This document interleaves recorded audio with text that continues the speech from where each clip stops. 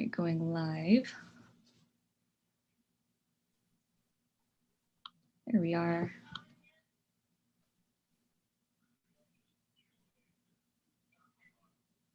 Uh-oh.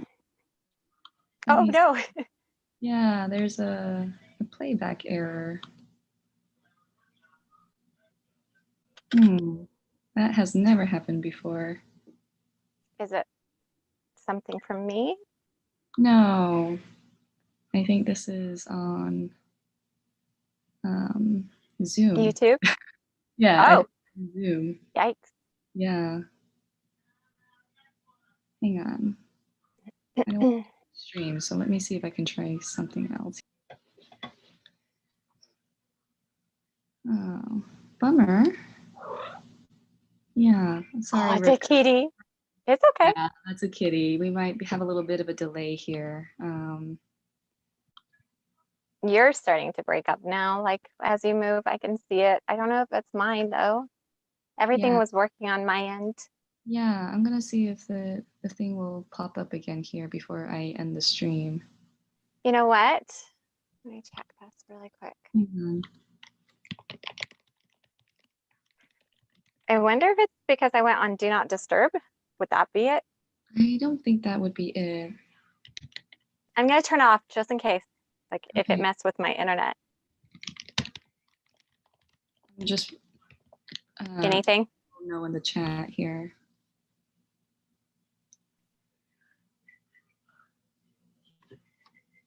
Hang on. Yeah, I'm gonna see if this will work. Maybe I just can't see myself here, but let us know if you can see us. I wonder if it's because I went on Do Not Disturb. Would that be it? I don't think that would be. Okay, so I see us on here. I'm gonna turn it off. I just got to play back. Yeah, the playback is. Of sound. Yeah, I'm gonna say that it's actually going live, but like I just cannot see it in the control room on YouTube. So let me give me just a second. Hi everybody, if you're watching right now live, like I don't want to like end it, so let us know if you can see me and hear me okay from. Okay, Heather, you can see us. Okay, I think it's working. It's just that I cannot see it playing back on my end. Okay, thank you, Nick. So this will be a little bit different. I'm just gonna have to rely on the chat, everyone watching, that we are being seen and they can hear us okay. Rivka, that's all right with you. It'll just be, yeah. But it looks like the video is going. So, okay, good.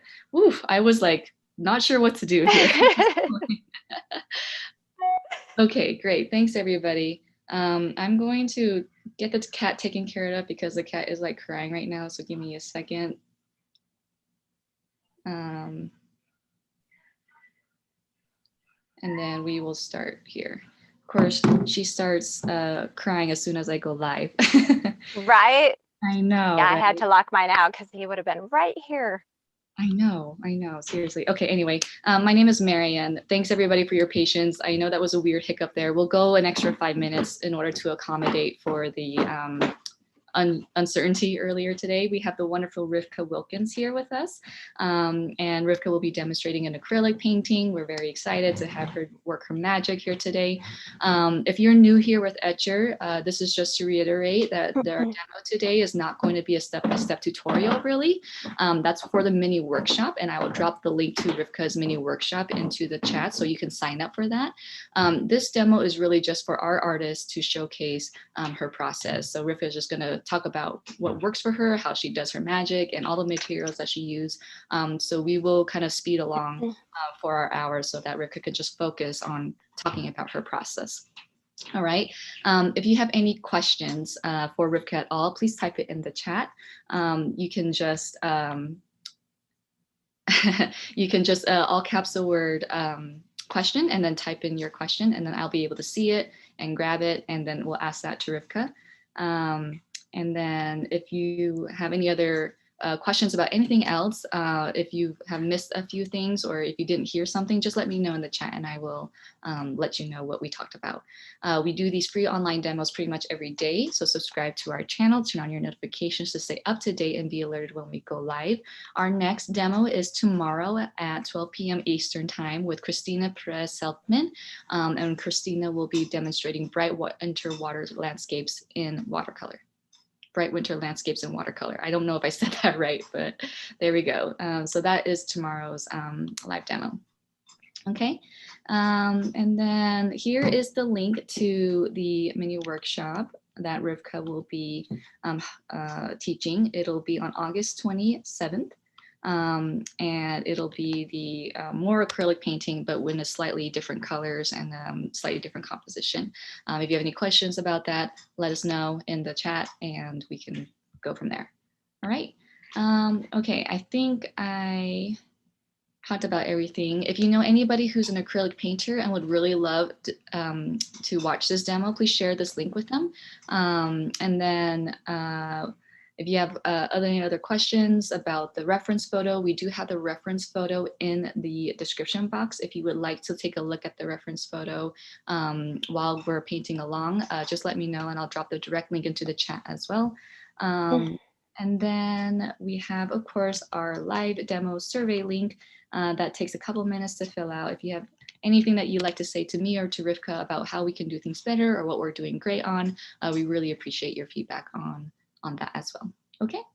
All right. I think I talked enough and we really need to get started. Rivka, I'm going to go ahead and bring it on over to you. Why don't you let us know what we're doing here today?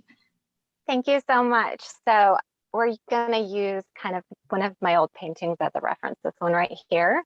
The reference photo you see below, I kind of use the style of the trees more than where they were in the picture.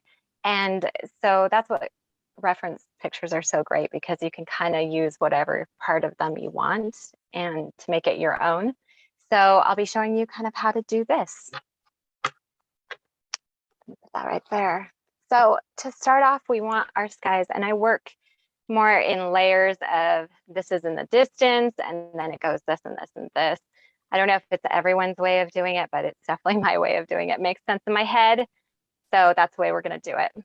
This is my palette. Yeah, go ahead. Yeah, I'm going to spotlight your phone here now so that we can see that. There we go.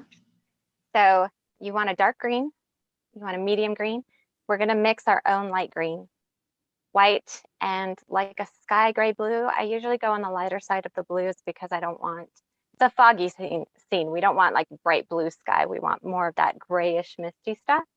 And if you want to go a little bit darker and have more contrast on your forest, you can add a little bit of black. I usually prefer using like a Payne's gray, which is blue, instead of a stark black, but I couldn't find my Payne's gray. So black is a good option too. It just really saturates. So what we're going to do, just for the future, these are the two brushes I would highly recommend getting. They're from Princeton Art, and it's a 20/0 fan brush. It's so small. It's super cute. It's my favorite brush to use. And then this Deerfoot brush, it's a 3/8 one. You can actually get any size you want, but since we're on a smaller canvas, we're going to use this size. So for the white mist, I know I'm just painting white on white here, but I need that white on there. So when I add just a little bit, just like barely any of the blue. It's a really saturated blue, so, and I don't want a ton. Then it can mix in with that white you already overlaid. Do you use water as your binder or any other medium? No? I don't. You can use one of those acrylic retarders, and they just extend the work time of acrylics. But also, if you use that too quickly, it can pull up the paint you have underneath. So it's more of an advanced for advanced users. So make sure you don't mess up everything you've done. But you can use that if you need more time with your acrylics. But since we're working so fast, we actually need these to dry faster. Okay. So I just work fast. I just make sure that, if you notice, I'm working along, and that's just following the wet. Excuse me.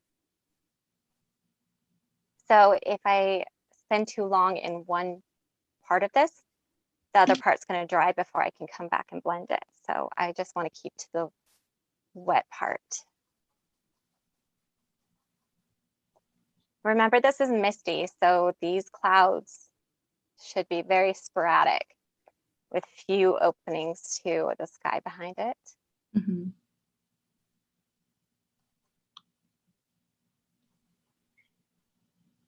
And I just really lightly go in circles. You can stipple if you want, if you're more comfortable with a stipple motion like this. It can actually give you some nice blending to stipple.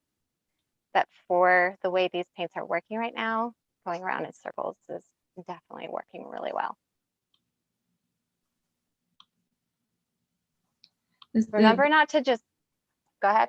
No, sorry, I didn't mean to cut you off there. The brush that you're using, it's really interesting because like it's making these very soft, beautiful, like, you know, fluffy clouds, right? Yeah. Yeah. Yeah, I love this brush so much because Yeah. it just holds the right amount of paint. Make sure that you're not over blending your clouds, so it's not just one solid color, because you want some definition in there. You want a little bit of that darker tone sky with the white, some interest. And you can always go back, but you want it lighter as you get down towards the trees.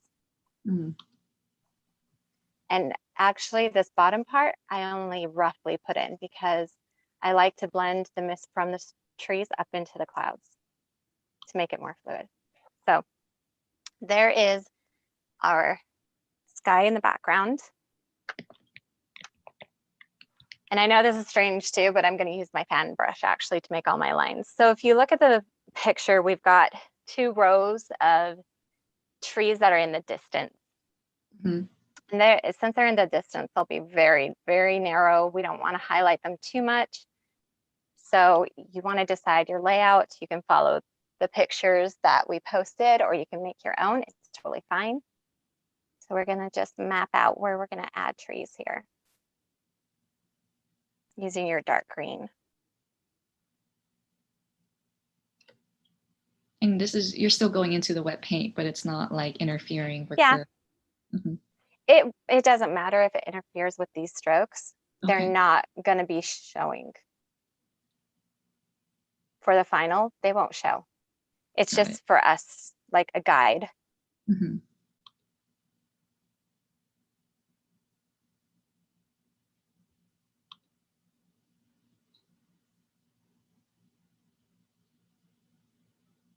So don't worry if they're wobbly. They're just to kind of give you a sense of where you're wanting. Like I really want a taller one in the background here. That's what they're for, is so you can see your layout and see what you like.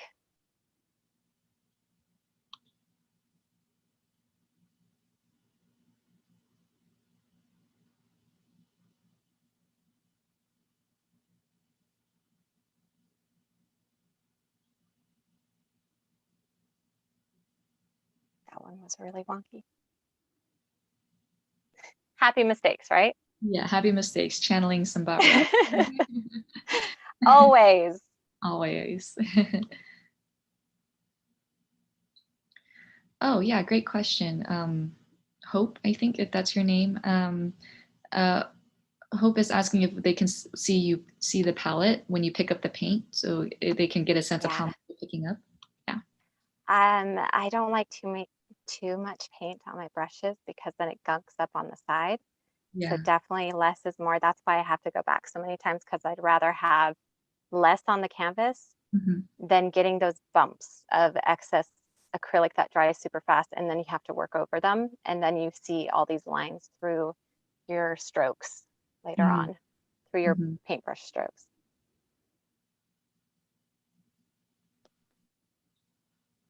But yes, I can keep my palette here. Thank you, Rivka. Yeah, I appreciate that.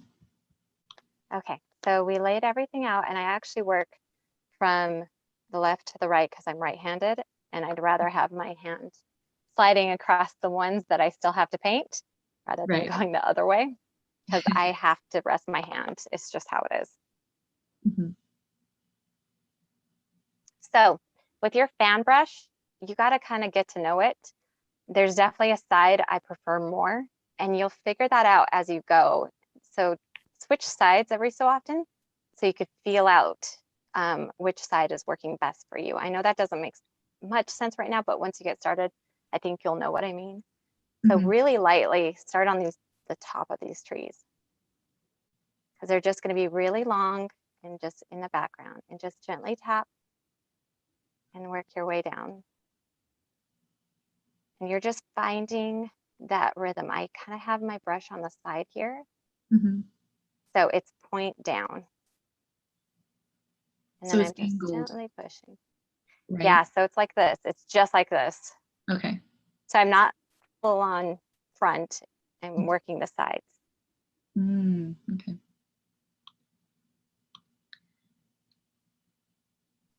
Don't worry about bottoms of trees. They're going to be covered. Are the So I'm two, actually going to, oh, go sorry. ahead. Are the two brushes the same from the same series, or are they different series? Yeah, they're from the same series. The same series. Yeah. Is there a number perhaps on the handle and I could write down in the chat? Yeah, P3750MBF. Oh, wow. That's longer than I thought. Okay. Well, there it is. It's a 20-0 fan. Great. Thank you. No problem. So that actually was the other side of the brush. So you can see there's a little bit of a difference on how it lays. Mm.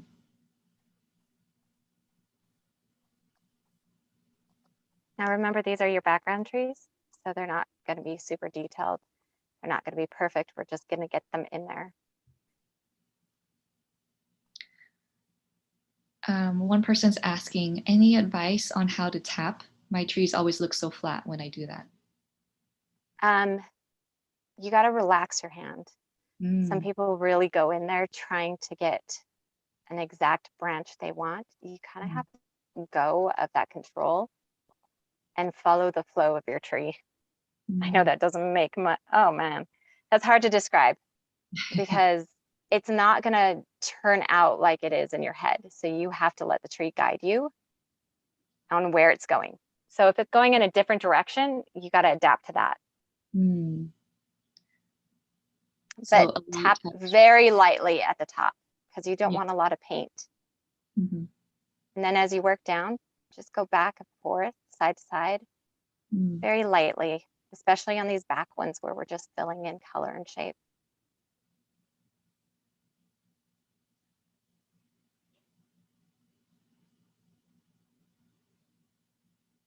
And I'm barely using any paint on my brushes because I don't want too much paint built up. See, now I don't like that corner, so I'm going to flip it over.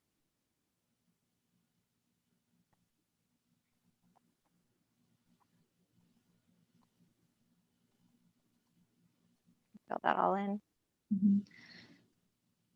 At this point, is the background, the sky, pretty dry, or is it still kind of wet? Pretty dry. Pretty dry. Okay. I'm sure it depends where you live too. If you're in a super humid climate, it might take a little bit longer. That's why we have our blow dryer with us. Yeah. But I'm in a desert area, so we have very dry air. We have dry air. We have the mountains up north and the desert down south. Right? Wait, where are you again? Oh, we're both in Utah. Yeah. Oh yeah, I forgot. Yeah, it's really dry. It's It is. really dry here.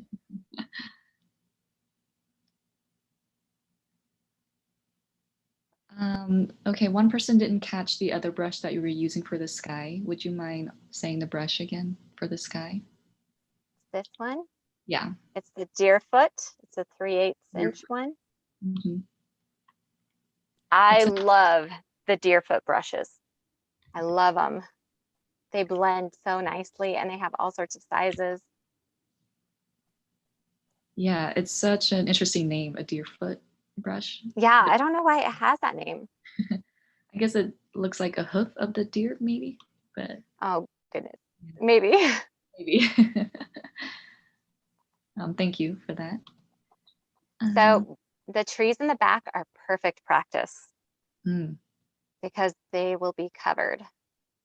So it is really, I like getting in the flow with doing these back trees and figuring out which brushes I'm using because it's more forgiving.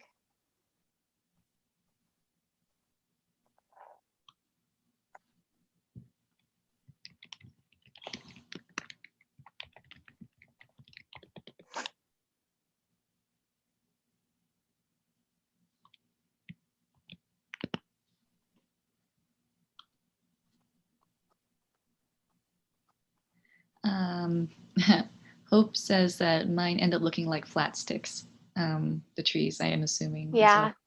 So yeah. it's because you are going like this, which is fine if you're going on the bottom of a tree. Yeah. Like this, or if the tree's really big, you can pull out that branch a ton. This is going to be covered up, but like that for a big tree, that's fine. But when you're doing these little ones, keep it on the edge like this, especially at the top. And then as you get down, allow your brush to kind of fold in on itself. And it will create this really cool feather tree branch look. But if you let like that, so this is the corner pushed down and I'm letting it fold in on itself. You can see it gives you a nice swirl. This is the other side of that brush. That is more straight. But if you start angling your brush in different directions, you'll start getting different looking branches. Does that work? Yeah. So down, I start going back and forth. On my big trees, you'll notice that I start swooping side to side because I'm building up bigger branches. But for these little trees on the back, they're just going to be little taps. And one edge sometimes works a little bit better than the other.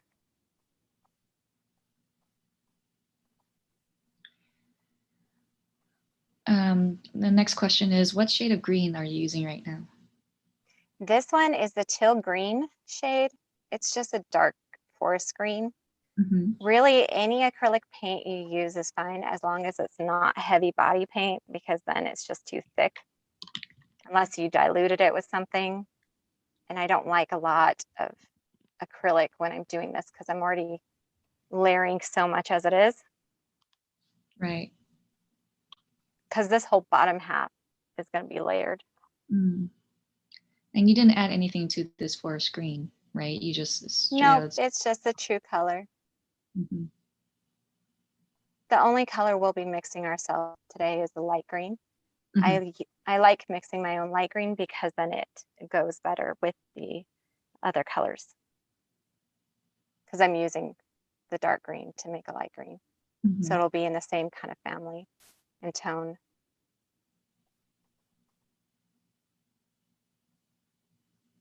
This tree wanted to be really big and chubby. It happens so many times, guys, where a tree just all of a sudden gets fanned out before I wanted it to. And it's an easy fix. You just add a little bit more to the top and then bring it back down.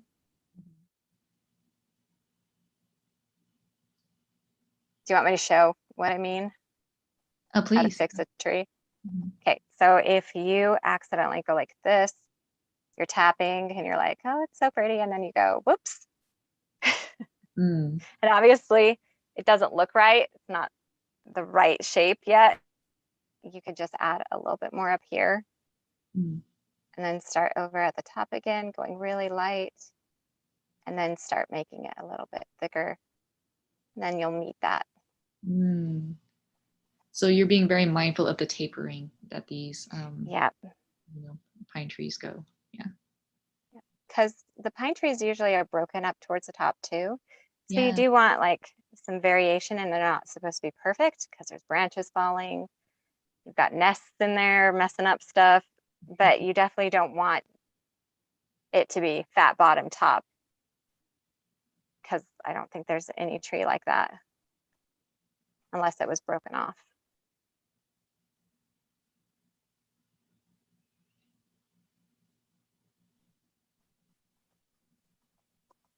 And you can make trees that have less.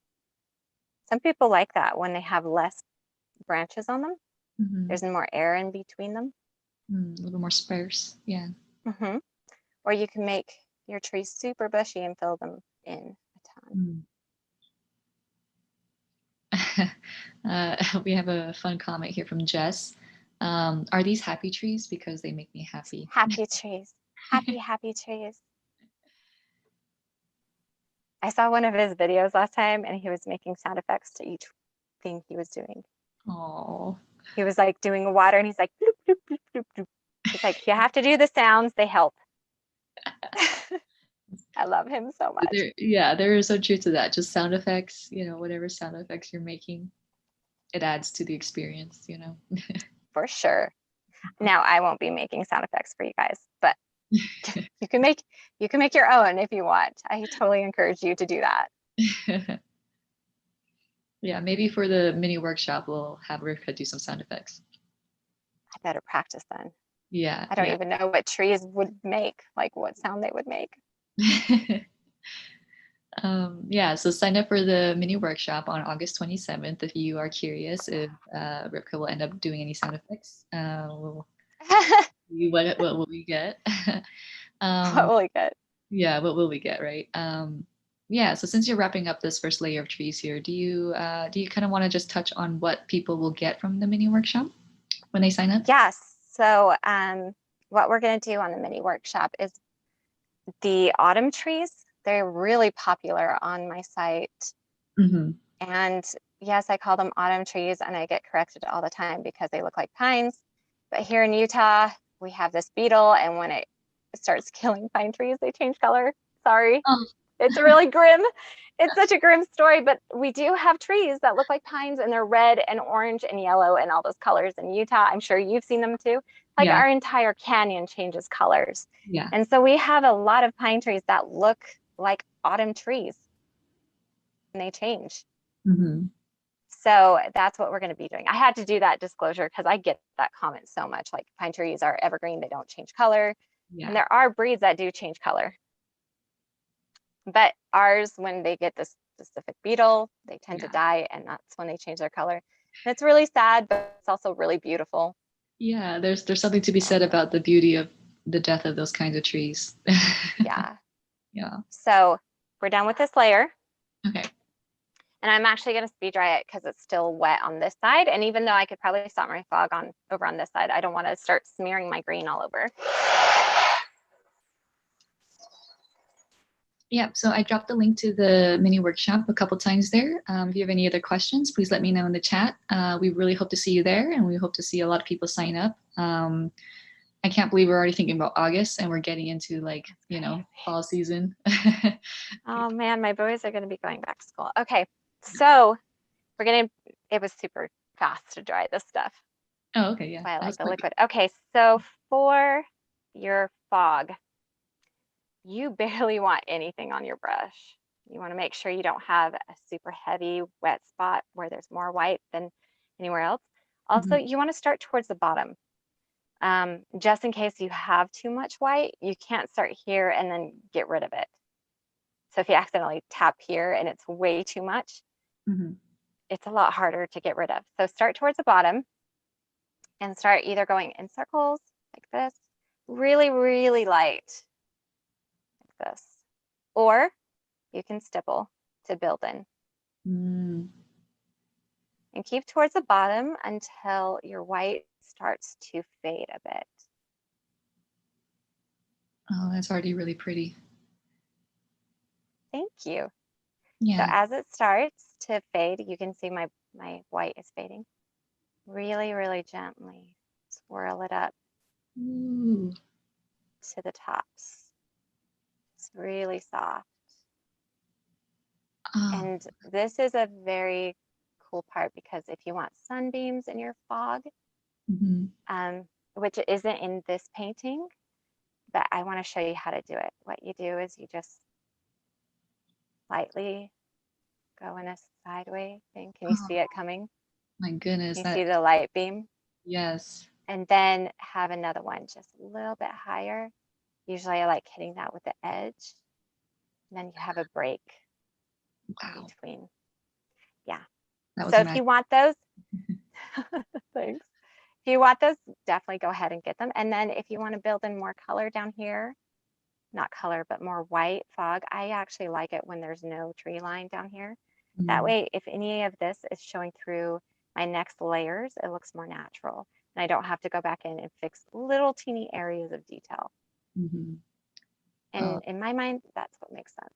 Yeah, that's just magical. So if you notice, I got rid of the white down here and then just slowly. I love these brushes so much. Yeah, this is the Deerfoot again that you're using. So yeah. And remember, fog isn't perfect. So you're going to have some denser areas and then lighter areas. The person who made the comment about the happy trees is your sister, by the way, Jess Boyd. Oh, hi, Jessica. Yep, I didn't know she was on this. Yeah, I just wanted to let you know there. Thank you. Yeah, but yeah, this is magical. I got like goosebumps when you did the sunbeam. Oh, you're so sweet. I love the sunbeams. We'll do the sunbeams with the autumn one for sure. We'll do the little breaks of light in the fog.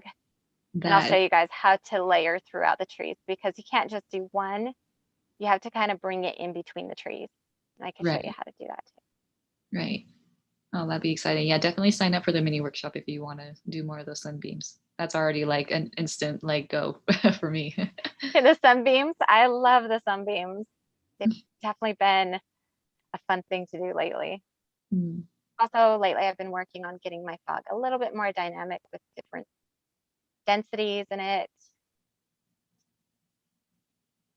And some trees are a little bit more fogged out than others. You don't want it just basic. You want a lot of character. Even in this back row, you want character in there. Oh, wow. I got a slew of things coming up in the chat. Sorry, everybody. Sometimes there's a lag in the chat and I don't see your questions until all at once. Layla, I'm so sorry about that. Layla's struggling a little bit with the fog, and Layla only works in watercolor. So yeah, this effect doesn't quite work. I don't know. It won't work with watercolors because you have too much water. It's just going to blend your entire background. Now, the only way I can see you doing this with watercolor is if you're putting acrylic on top of your trees, like your watercolor trees. If you use an acrylic white and wait for that layer to really dry, or even seal it in between your layers of trees, and that way they won't blend.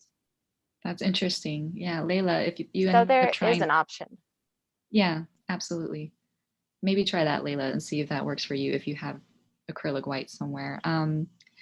Regina and Hope are asking about your white. Is it titanium white or is it white gesso? Just titanium white. White gesso isn't really like a strong white. It's not really bright. It kind of dims down after you apply it. So definitely titanium white, and just like a loose fluid one. A fluid. Okay, so we're starting our next row. Okay. And it's going to be fogged out again. So it's just adding density to your forest. You decide where you want your trees to start going again. You don't really need to worry about the white underneath it because it dries so fast because you barely put anything on there. Right. Just a time check for you, Rivka. We're halfway through. Ooh, we gotta hurry. Yeah.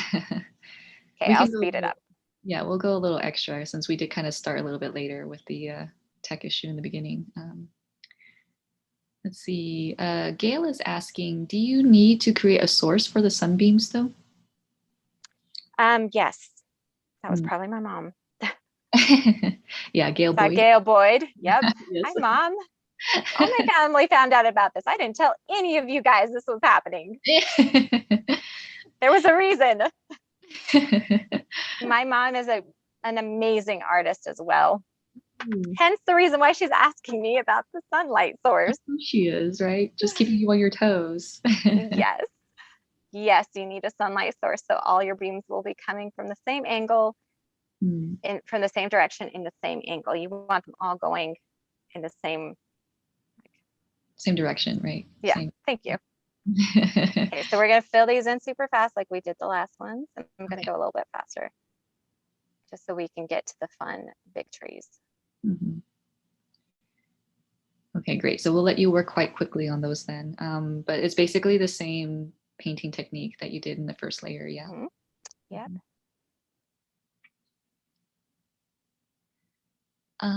Okay, I'll read you the comments then that I'm getting here. Yep. Carl says that the source could be off campus. And I'm like, yes, that's true. The light source could be going off canvas. Yep. Gail says, yes, Jeff shared on Signal. Dang him, I gotta have a talk with him after this. Yes, and then Layla and Regina says thank you. And Alan is asking, will gouache work similarly to these acrylics? Gouache might work actually just because it's a denser paint. Mm-hmm. But again, you just want to be careful with how much water you're going to be adding, especially when you add the fog. Mm-hmm. You don't want a ton of water because the more you blend it, the more it'll pick up the color underneath and start spreading it out. So Right. play with it. I don't know if the white will be strong enough for a fog effect. That's something you'd have to play with. Yeah. I do have some here. I just need to play with them. Yeah, I would worry that the gouache would just keep reconstituting if you apply Yeah. top on top. Whereas with acrylic, it just dries permanently, in between. So yeah, definitely give it a try, Alan, if you want to experiment with this technique. Let's see.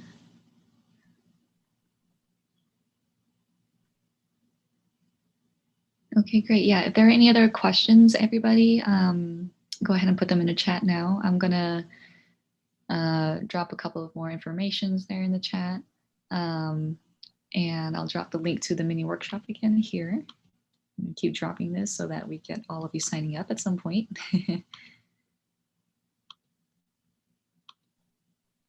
Let's see.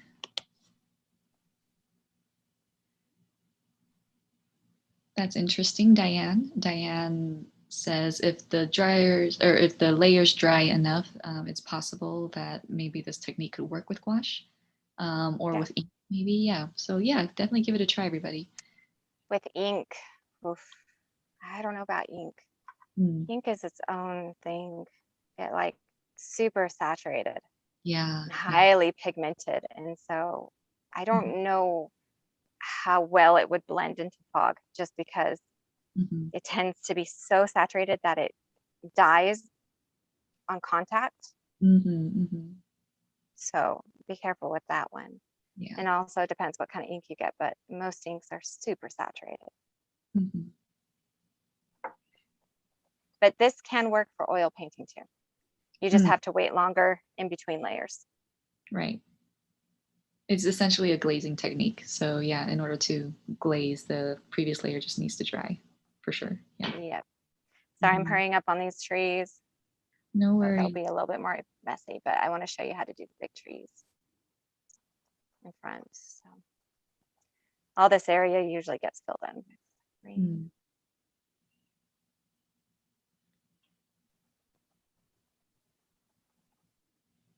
Okay, just grabbing some information here.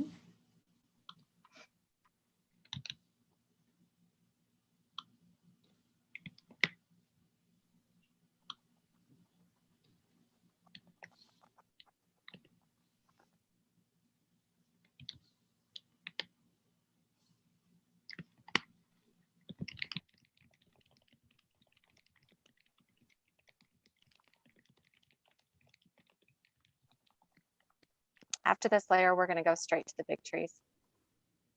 Okay. So would it be we'll do our fog. We'll do our fog and then we'll do our bigger trees that are in front. Okay, sounds good. And the reference photo is the example of the painting that we're looking at. So if you guys are a little unsure of what she's looking at, the reference photo is in the description. But I also have the direct link here. I'll post it one more time.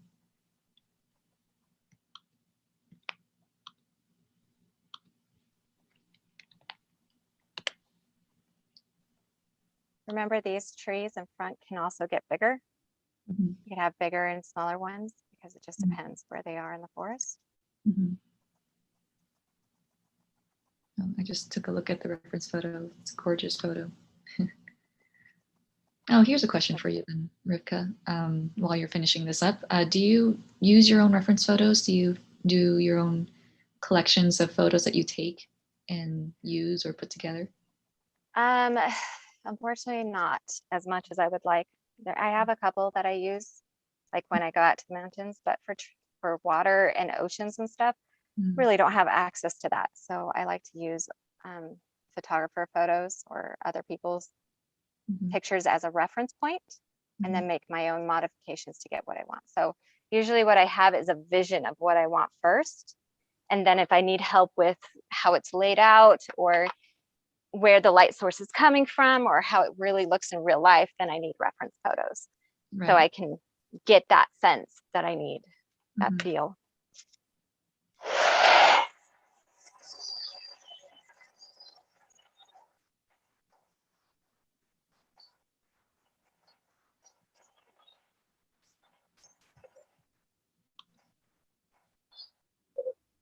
It's a really pretty green.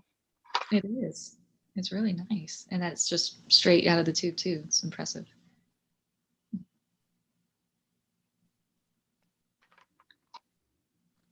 Really make sure your brush is dry. I had a little bit too much water. Just make sure you're drying it.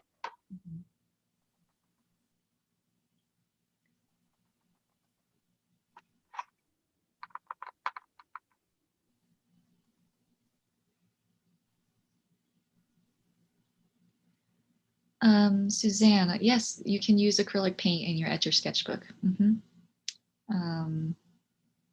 There are a number of people who use acrylic wash, which has an acrylic binder in them too, in the Etchr sketchbook, which is essentially a type of watercolor paper.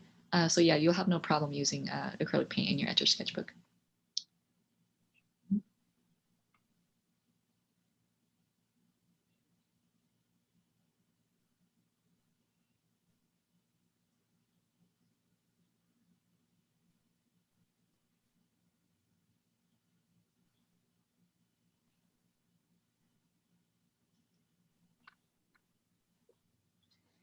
Yes, and Rivka's very focused on getting that. Sorry. No worries. I want to make sure you guys see the big trees at least.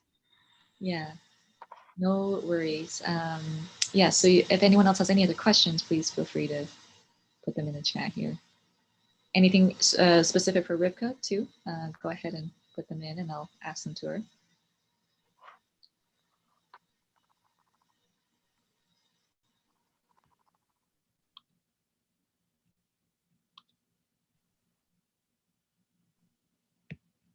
Okay, there we go. Okay, let's do our big trees. Awesome.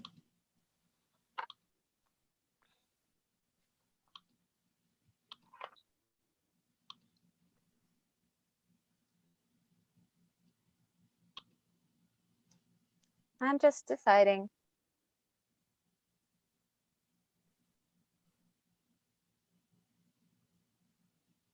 We kind of touched on composition a little bit before we went live, Rivka. Do you use like particular composition rules or methodology? Yeah. I've been looking into that a little bit more lately. Yeah. Like the golden rule, yeah. the spiral. So I am looking into it more, but for these types of paintings, I do like reference photos for that. My lines are all crooked. I don't know why, but because if I see a picture and I like where all the trees are, even if it's not the trees that I'm going to be, if they're different looking trees, but I like where they're placed, that's a great use of that reference photo, because then I could place my trees where they are in that picture because I already know I really like where they are.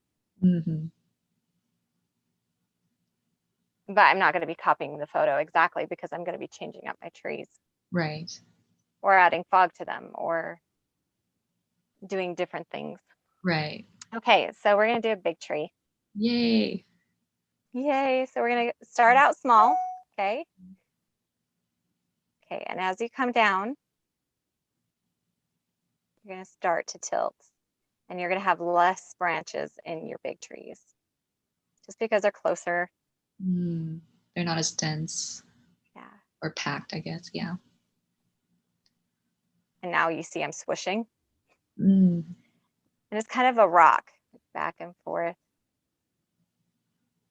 And they give you different looks. And you want all those scraggly pieces coming off because they're pines, you know. Mm-hmm. Just slowly work your way down. So normally I would have maybe another row of trees behind these ones, and that's why you could see more of what's going on behind and less trees. So I like packing in lots of trees to create lots of texture. So I'm skipping a step for time. And this down here, you just fill it in. We'll come back and fill that in more. Or just do it now. My canvas doesn't like staying. We have about 20 minutes for your demo. Mm-hmm. Okay. But we can go a little extra if we need to. Okay. Yeah. So start little on the top with the corner, very tip of your brush, and then just as they get bigger, you're going to push down more and you'll start moving your brush. And really loosen up and try not to be a perfectionist about it. Mm-hmm. If you loosen up, you'll see that you naturally create that texture. You got to let your intuition take over.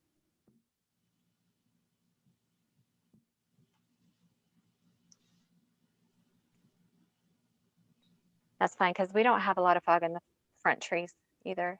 You can if you want. We're just going to put these in and I'm going to show you how to do the different colors. So in this picture, you can see the light source comes from the left.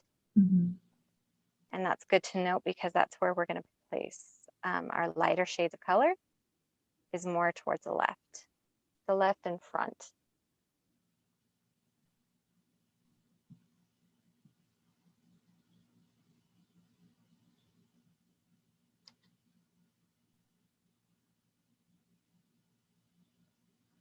There's that kind of mistake again.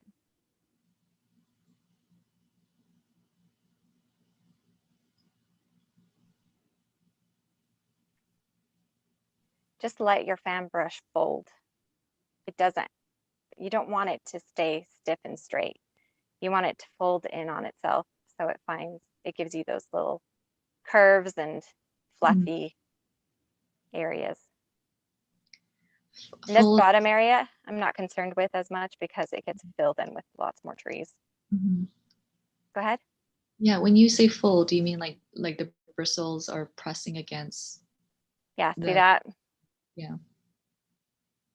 This is straight. If you don't want to if you're so worried it's going to look like this, which is fine. If you want your tree to look like that, that's fine. Lighter touch does help with control. I'll do this one lighter so you can see the difference. It just means you're not pushing as hard on your brush. Right. You'll see that my branches have straightened out.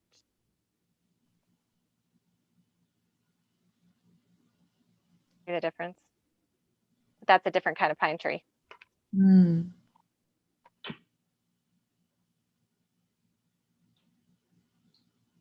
And there are pine trees that do straight out like this. But I like having a little bit of a flow, a curvature in them. See how I wasn't worried about filling all that in? Because they're all going to mesh together. And it's going to be our bright color that distinguishes them.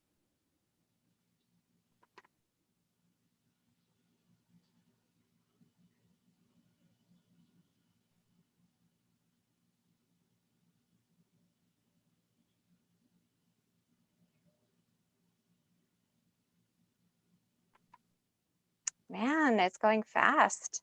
Yeah. Thought I had it down. No, it's all good. No, don't worry. We still got a good amount of time here. It's because I've been painting beaches. I've had a little break between trees. Yeah, and now you're kind of back in on the trees. It's like, Yep. oh, this is how it went. I remember now. Exactly. It's like a different mind space for each thing. Yeah, it's because you were in summer mode, and now we're kind of slowly moving our way to a new season with these tree paintings.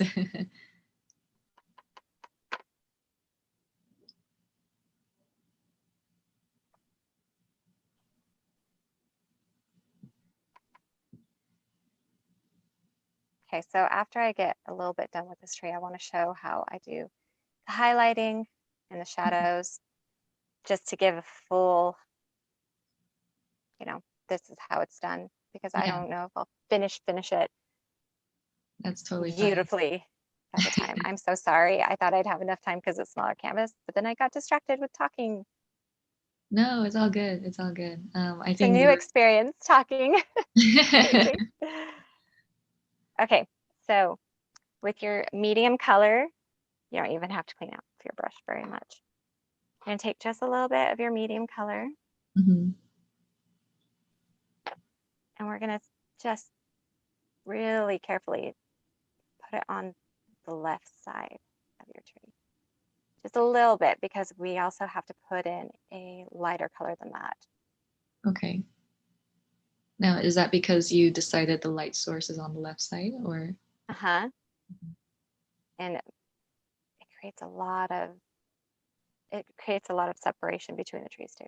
So if I hit this one like this, but if I want it to be in front of the tree, I'll keep going down, but I want this one to be behind it. So I'm going to cut off there. Same with this one. It's behind these trees. So when we get down to the big stuff, it's going to just taper out.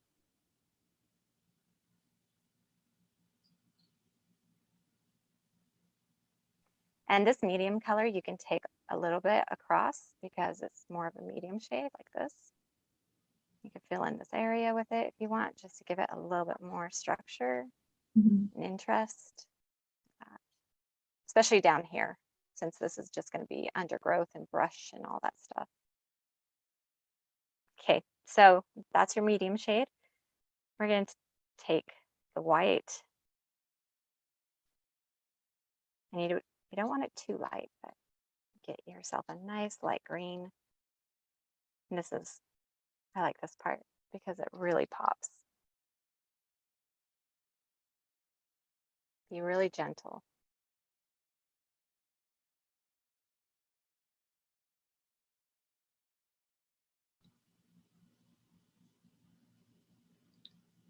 And you're not necessarily washing your brush in between picking up these different colors. No, because they're all the same Mhm. value of green. Oh, that's Just beautiful. the tree. Yeah, the lightness there. Just gently tap on your canvas and bring in those highlights on those trees.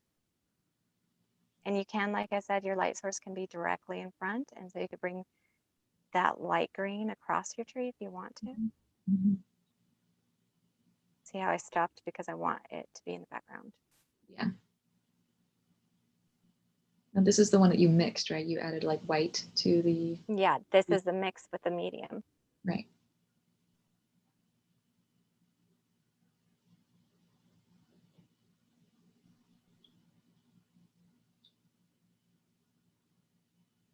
And a couple of them I do bring over, just in Mm-hmm. case there's that branch that's sticking straight out, because those Right. catch the light too.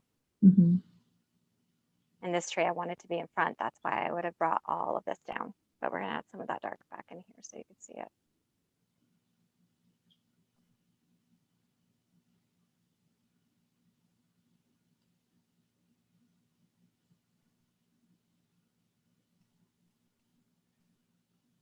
I hope that made sense. Yeah. I'm mixing a lot of colors now. Yeah. I haven't really seen a whole lot of questions right now. I think people are just watching and absorbing what you're doing here. And then for those of you watching, if you signed up for Rivka's mini workshop, let us know in the chat. We can start getting hype for it. Thank you. Yeah. So I'm adding some of the medium green back in where I want it. Mm-hmm. It adds lots of dimension to the piece. Mm-hmm. Even if you bring it over to your right side, especially with that medium, you can take it all the way across the tree. unless you want a really, really harsh shadow. Right. I just have too much paint on this.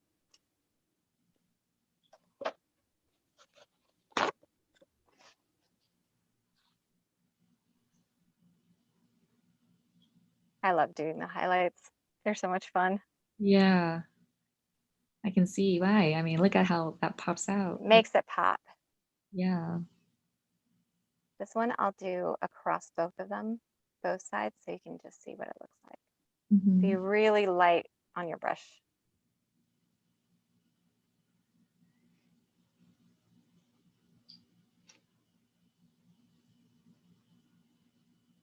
See how it just like makes all those little branches pop out now. Happy little tree. Happy little tree. That's right.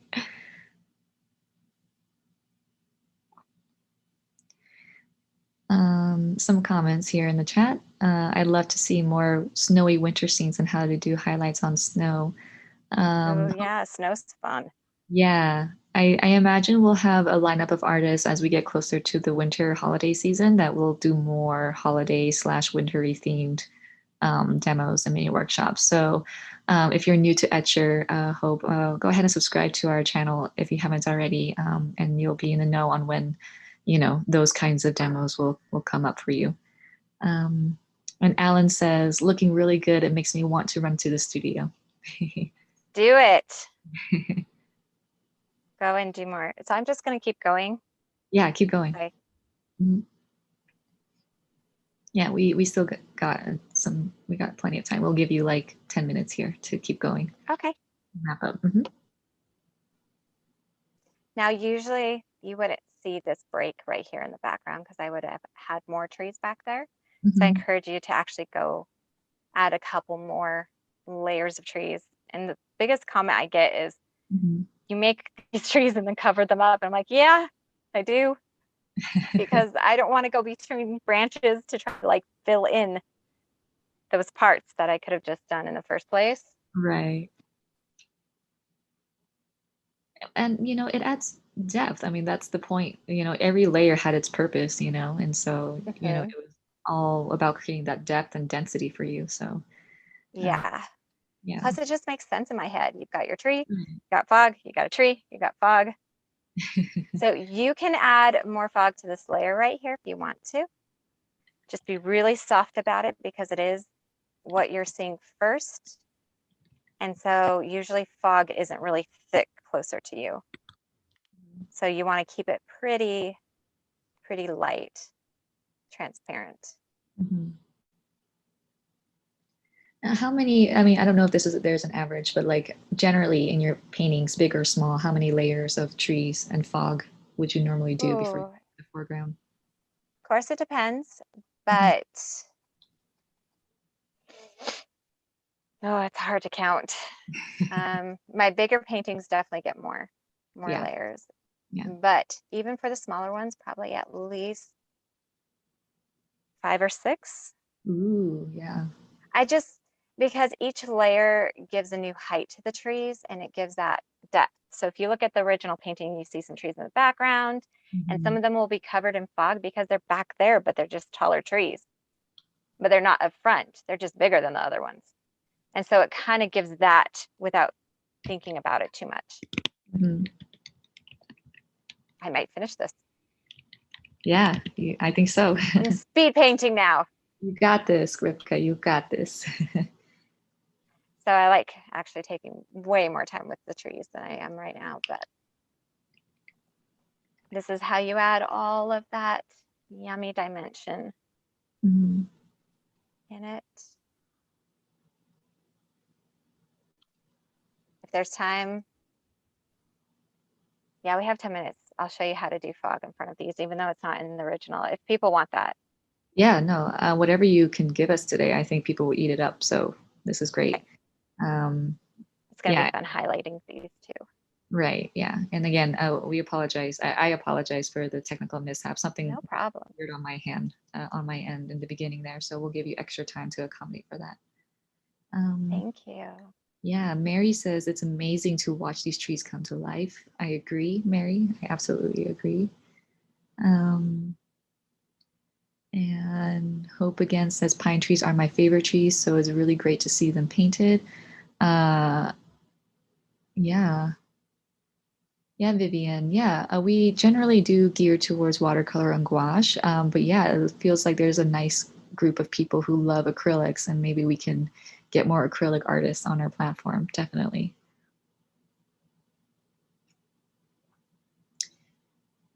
Um,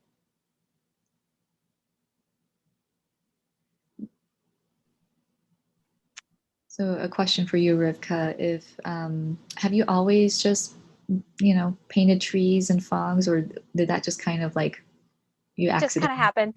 it just kind of happened? Yeah, as an artist, I never anticipated to be like a landscape artist. I always thought I was going to be abstract or actually comic book. In high school, I used to draw comic book characters, like Yeah. Marvel stuff. Yeah, it's a far cry from that, isn't it? But I have a whole collection of Marvel heroes I used to draw Oh, love it. pretty well, you know? And so I never thought in a million years I would have been doing landscapes. It definitely was not. But my creative side seems to really, really enjoy it. Hmm. So if she really enjoys it, then great. She's like her own, my creative side is her own entity. She just does her thing. So I've come to accept what she does and doesn't like. So we're going to add a little bit more depth with a little bit of black. And that's just pushing those shadows back into it. Hmm. Can you see a little bit of the difference there? Yeah, it's kind of a bit of back and forth of a dance between light and dark. You're adding the dark stuff. Yeah, Yeah. yeah. It gives you a lot more contrast and interest in your trees. Makes them look a lot more detailed. Just make sure to mix it with that green so it's not just black, straight black. Hmm.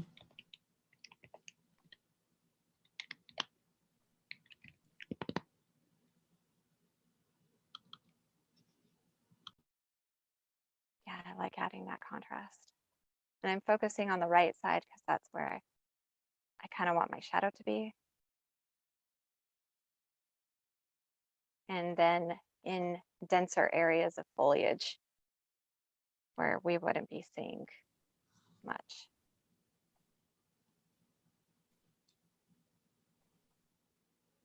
Normally, people avoid black in their palettes. There's a good number of artists who don't like using black. Yeah, and I get it. It Yeah. tends to muddy things up really fast. Hmm. That's why I say I like using Payne's Gray because it's a blue base Right. instead of black. But Hmm. it is so dark that you can really pack it in like black, but it won't have the severity. Right. But it's Can you not see too the bad. dark? Yeah. Huh? Right.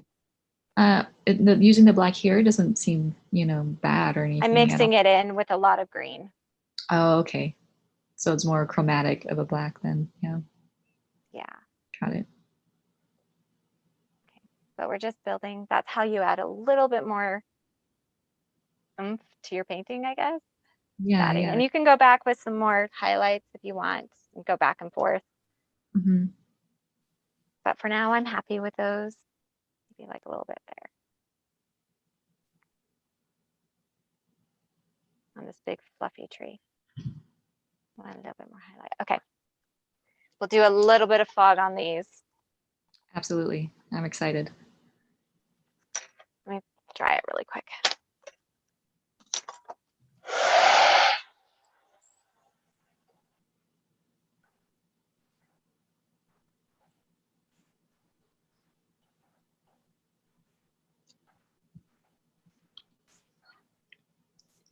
So definitely, guys, I would have preferred to have more trees in the back that had the colors on them, like the picture.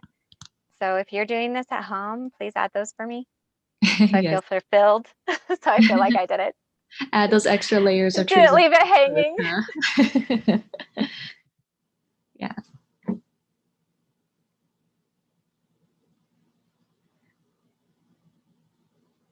Now, the fog in the foreground trees, is that something that you don't do often because of just it being in the foreground, or there are times that you do add fog in the foreground?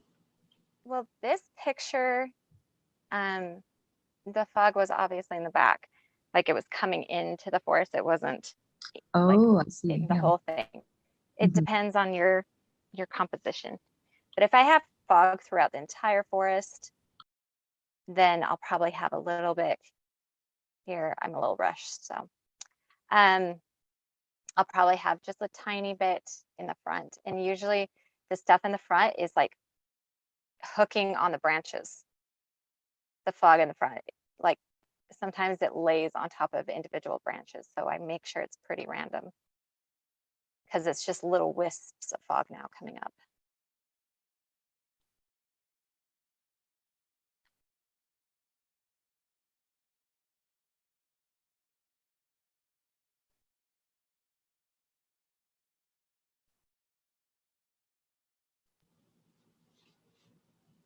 That just even added more depth, that Yeah. extra. Yeah. And if you want, you could add more trees in front of this, like little ones, Mm-hmm. the heads of them, Ooh, the like tops, little tips. Yeah. Hmm. the tips of ones in front of these ones, like Oh, that. this is so great. I really want to try this There you out, go. but yeah, I'm more of an oil painter, so I have to figure out how Do to, it with oil. yeah. I've done a couple with oil. You Yeah. obviously have to wait in between layers, but it does work. And Yeah. it Yeah. does work with these brushes too. Mm-hmm. I don't know if that helps, but I do use these same brushes for my oils. And now, since I have just what, 3 minutes, I'm going to fix this because it's driving me crazy. Yeah, go ahead, do what That you. I could see it in the back. So all I'm doing is adding a little bit more white to the back so it looks like it's just misted out I see. Little hack there. instead of, yeah, Yeah. because I don't like that it's just there without anything.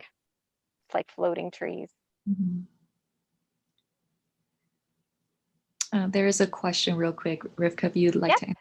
Yeah. Regina's asking, how do you keep your acrylics moist on the palette? This is actually a wet palette. Ooh, a stay wet You palette? can, Yeah. a wet palette, you can find it online, even on Amazon. And so it has a sponge underneath and it's wet. So Mhm. this sponge is damp.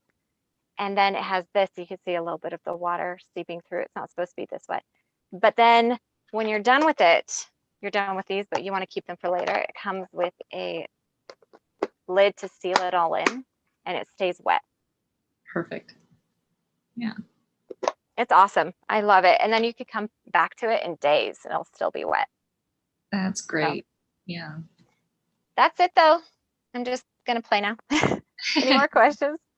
I Yeah. know it doesn't look exactly like the picture, but No, I mean that's still like the beauty of painting. It's you're never gonna have to, duplicate it completely, right? We're not a copy machine. yes. And I've learned I can't duplicate. It's just not, it doesn't happen.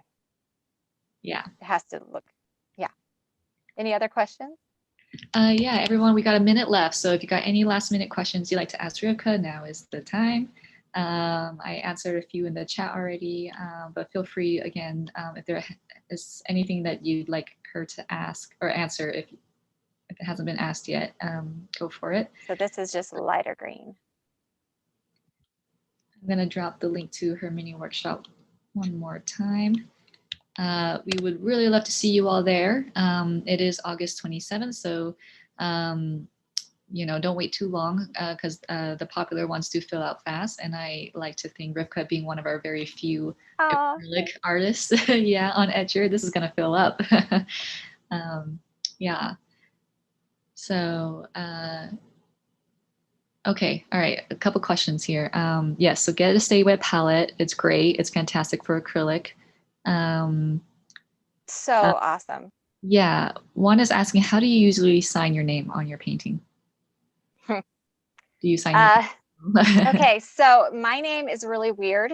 And I don't know if you've ever tried to sign capital R, but also a VKA in a row. It's not a fun name to sign. So I actually sign mine like this. It's so weird, but I love it. Yeah. I sign like this. Riv. I just use Riv. That's Yeah, so because Rivka is like real, the V to K thing oh, doesn't it's work for me. awkward. Yeah, It's yeah. awkward. It's so awkward. So I don't sign my full name usually. It trips me up. It's I'm all just good. adding more highlights to these trees. Yep. Happy Okay, I'll trees. take one more question and then we'll wrap it up here, everybody. Vivian is asking, what else do you paint, Rivka? So many things. You should go to my Instagram. Yeah. I'm a very ADD artist. I have a lot of different inspirations. So I do oceans and all sorts of things. I've done people Hmm. and yeah, whatever I'm feeling inspired to paint, I paint. Right. Yeah. Okay. Check out Rivka's Instagram. I posted the handle there. It's great. She does resin as well, in addition Thank to you. yeah. So there you go. Okay, back It's to like completely different colors than those. I know, right? Complete flex. You're a chameleon. You just do all the things. Yeah. When you sign your name on your painting, do you use like a liner brush or a thinner round brush of some kind?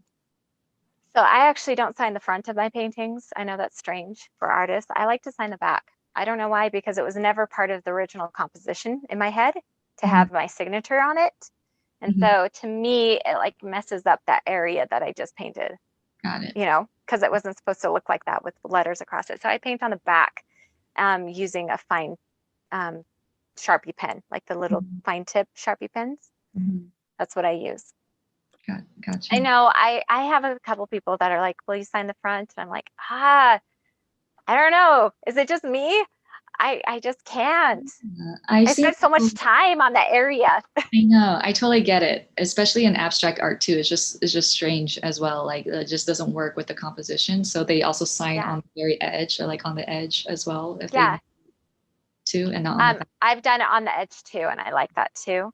Yeah. Hmm. Especially with smaller pieces, I feel like I don't want the name to just take it over. Right. I want my eyes to go to specific places, not Mhm. to the name first. I want that last. On big pieces, totally can see you signing your name in the corner because it doesn't really um, mess with the composition. I Mhm. have seen some really cool artists who put their signature inside of the work. So like Ooh. it follows a line of the work. And Mhm. so you barely notice it's there. It's really cool. It takes a lot of time though, because you have to figure out the perfect place to put it, but I Right. like that. One other element, but yeah, I guess it really works for some people. Yeah. Um, okay. All right, everybody. I thank you for letting us go a little bit over time. Rivka, thank you so much for Thank you. this was absolutely gorgeous. I learned so much. I Oh, think everybody thanks. who watched, yeah, learned a whole ton. It was very enjoyable. I dropped the links again. Please sign up for the mini workshop. It'll be very similar. There will be fog, but we'll kind of go towards more autumn-like colors. I've Hmm. also dropped our survey link. Let me and Rivka know how we're doing, if there's anything we can do better, if there's anything that we're doing great. If you just want to give us kudos and compliments, we also really appreciate those too. Thank um, you guys. yeah, and if you would like to see more acrylic painters, we'd actually really like to hear that feedback too. So let us know on that. Everyone, thank you so much. We will see you around for the next demo and mini workshop. I really enjoyed hosting today. Any other questions, please email us or let us know in the comments of this video. We hope to see you guys at Rivka's mini workshop. And Rivka, I'm going to go ahead and wrap it up. Is there any last words you'd like to say? Thank you guys so much for following me. I really appreciate it. You guys are awesome. Okay. All right. Thank you, everybody. We'll go ahead and now we'll see you around. Have a good rest of your Monday. Have a good rest of your week. We'll see you around.